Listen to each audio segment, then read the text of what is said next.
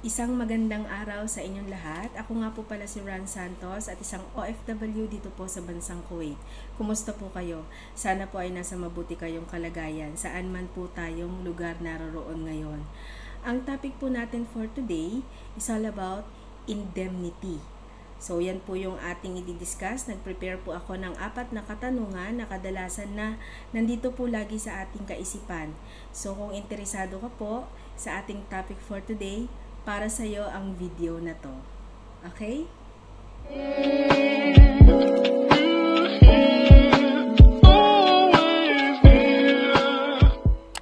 Yung 4 po na katanungan na akin pong inihanda para sa araw na to, ang number 1 po dyan, sino-sino ang entitled na makatanggap ng indemnity?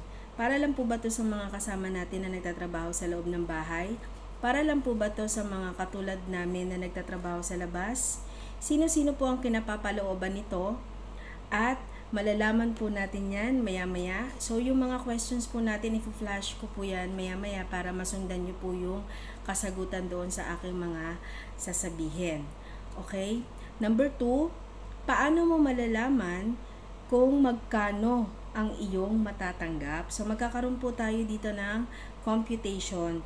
Kung gaano lang ba, nakapagtrabaho ako or 20 years na ako na nandito, magkano yung pwede ko matanggap? 10 years na ako nandito nagtatrabaho, may gera pa nandito na ako, magkano kaya yung pwede ko matanggap? Siguro, makamilyon na ako niyan, no? So, malalaman natin yan maya-maya po.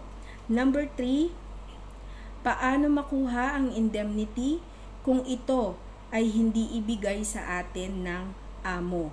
Hindi malabo po na mangyari yan. Kadalasan po, yan po ang hinaing ng ating mga kababayan na hindi binibigay sa kanila ng kanilang amo yung kanilang indemnity, which is karapatan po natin yon.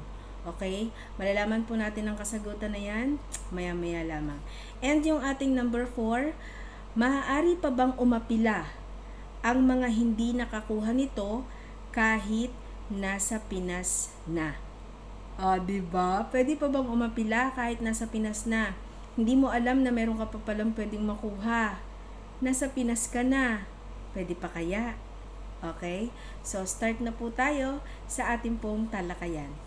Number 1 na sagot para sa ating tanong, sino-sino ang entitled na makatanggap ng indemnity?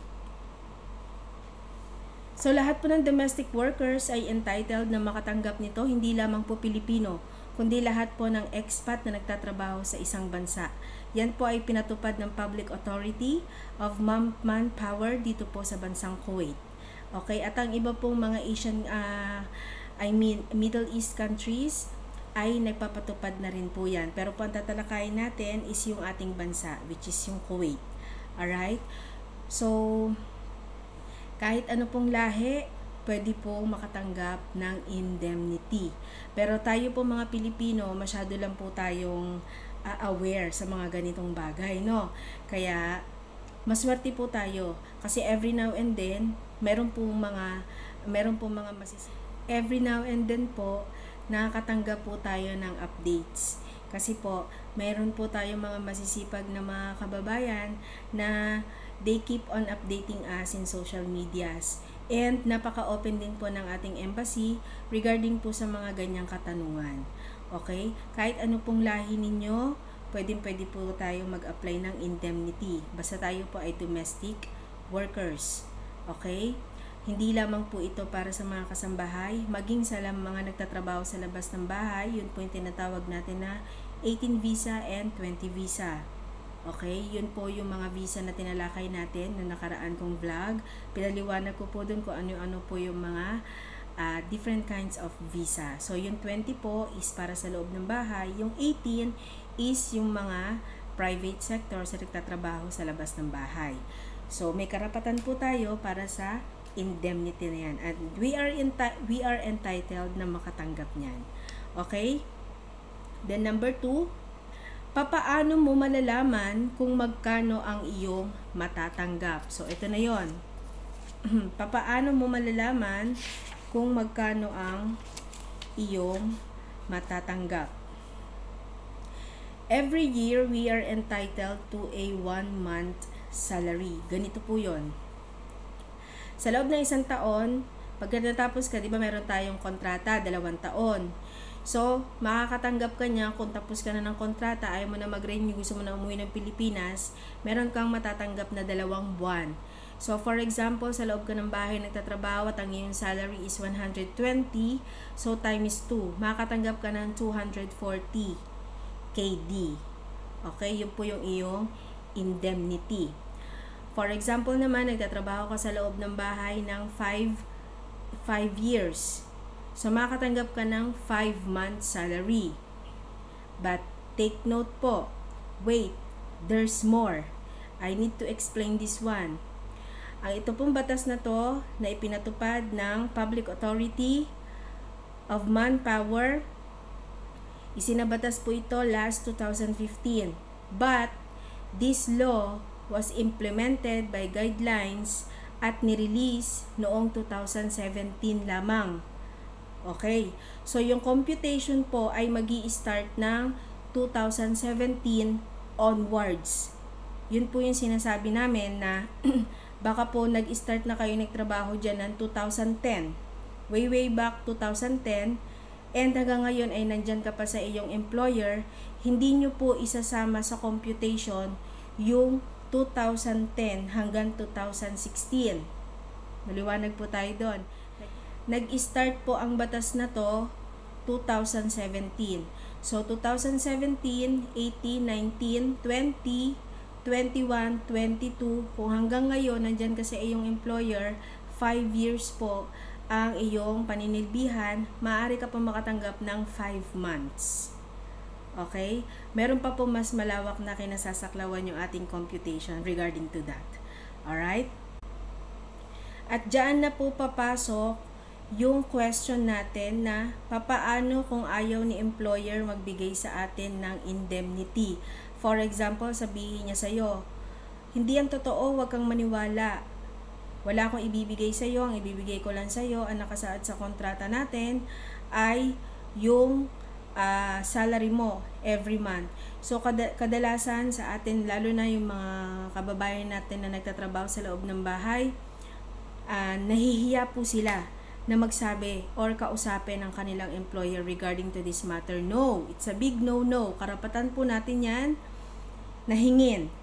Okay, maaaring hindi lang masyadong updated si employer, ikaw ang magbigay sa kanya ng information at tulong mo na rin yon para sa iba mo pang kasama sa bahay.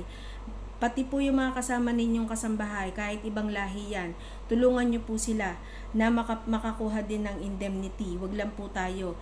I-inform din natin sila. Okay? Para lumawak lalo yung kanilang kaalaman. Para maging aware sa employer na may ganito pala. Okay? Tulong nyo po yan sa employer ninyo na maging updated siya, na hindi po siya magkaroon ng problema. Okay?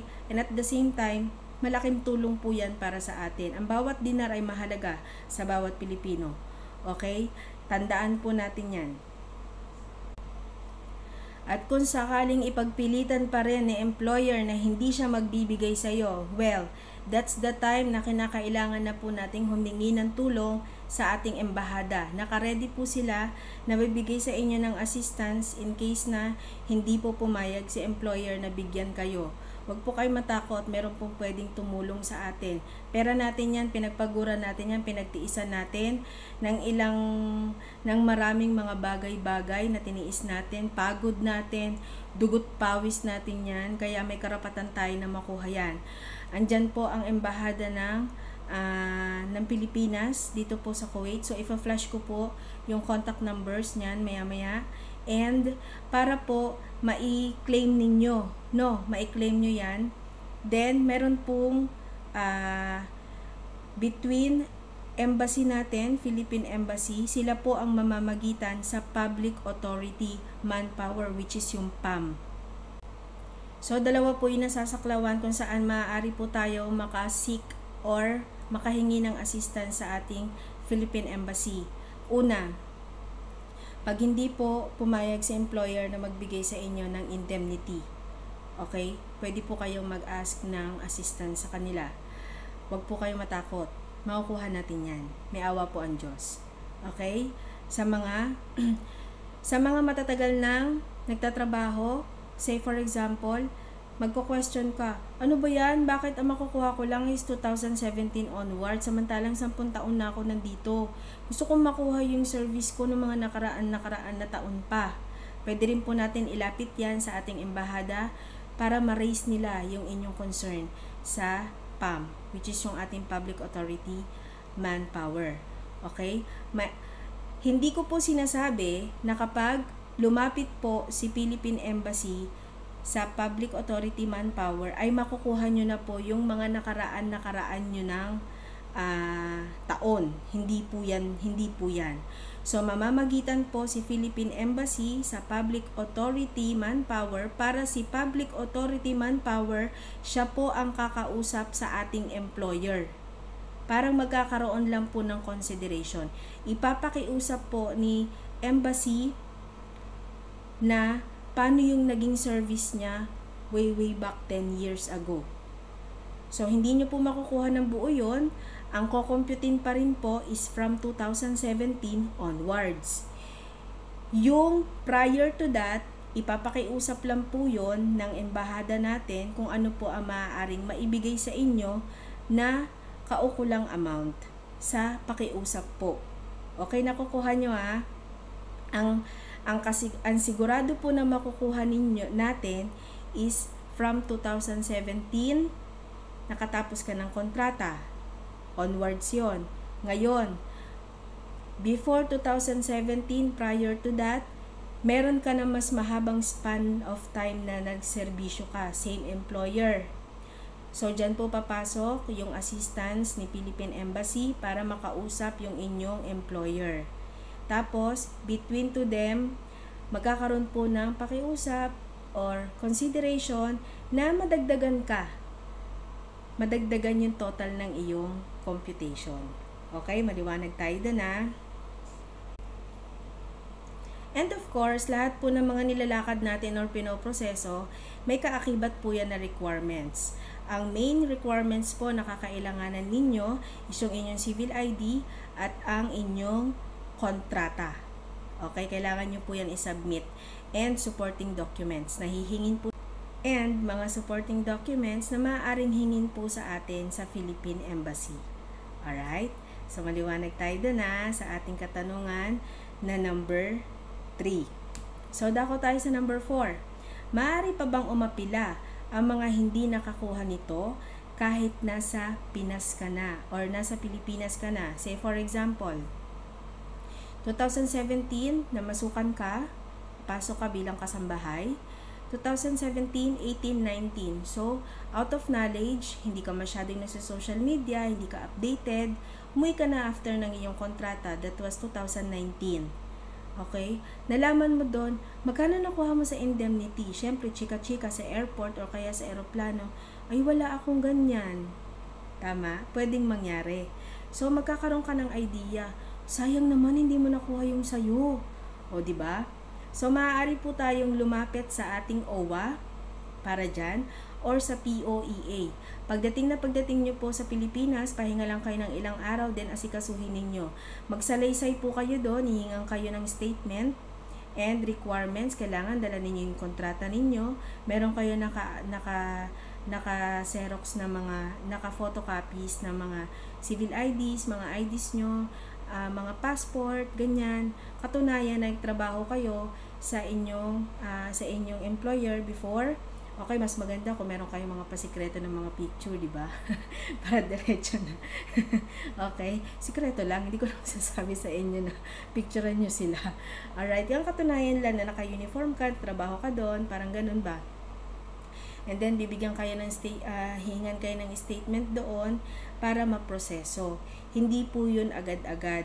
So, syempre, kailangan nila mag-send yun ng email siguro or itawag para makontak yung inyong employer. Kailangan mas maganda kung nandun pa yung agency ninyo para mas mapabilis yung pagpoproseso kasi hihinga ng details from OWA or POEA kung sino yung inyong employer, saan nakatira, ganyan, sinong pwedeng makausap doon. At sila na po yung mag-a-update sa inyo kung paano nyo po yun makukuha.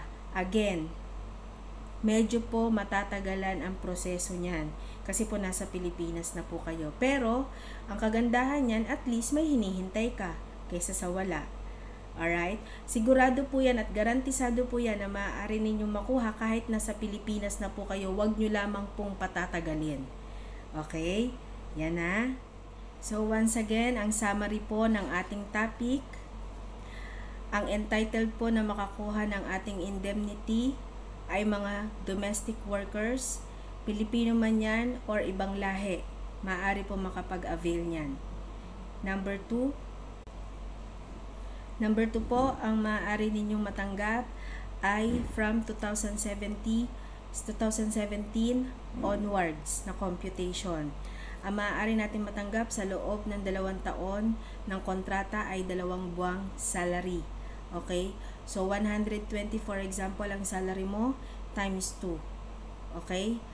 Ngayon, kung gusto mong makuha yung service mo prior to that year, 2000 pabalik, 2017 kasi yung allowed 2017 onwards.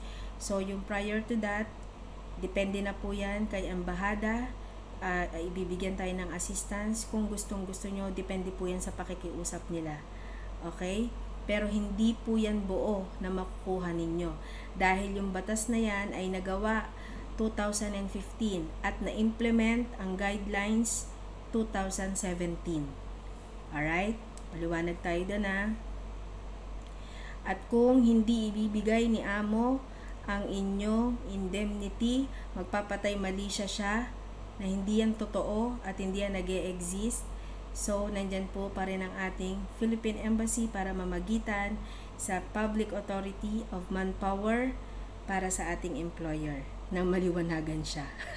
Maka hindi niya alam yung pinipirmahan niyang kontrata. Okay? At yung mga kababayan natin na nasa Pilipinas na, okay, at hindi po nakakuha ng indemnity habang sila ay nandito sa bansang Kuwait or saan man bansa sila naroroon noon na nagtatrabaho, maaari pong umapila sa OWA or sa ating POEA. May mga kinakailangan lamang po na mga requirements, of course, kasi meron kang gustong i-claim. Lahat ng mga bagay na gusto nating may i-claim, meron po talaga yan kaakibat na requirements. Okay? Just be ready for yourself. Okay guys, sana po ay nakatulong ang video na to sa mas marami pa pong kababayan natin. At hindi lamang po yon. I want you guys na i-share nyo po yan sa inyong mga kakilala na ibang lahi para alam din po nila. Syempre, di ba kawawa din naman. I-share po natin yung nalalaman natin. Basta domestic worker sa isang bansa, may karapatan ka. Ingat po kayo palagi and God bless us all. Bye!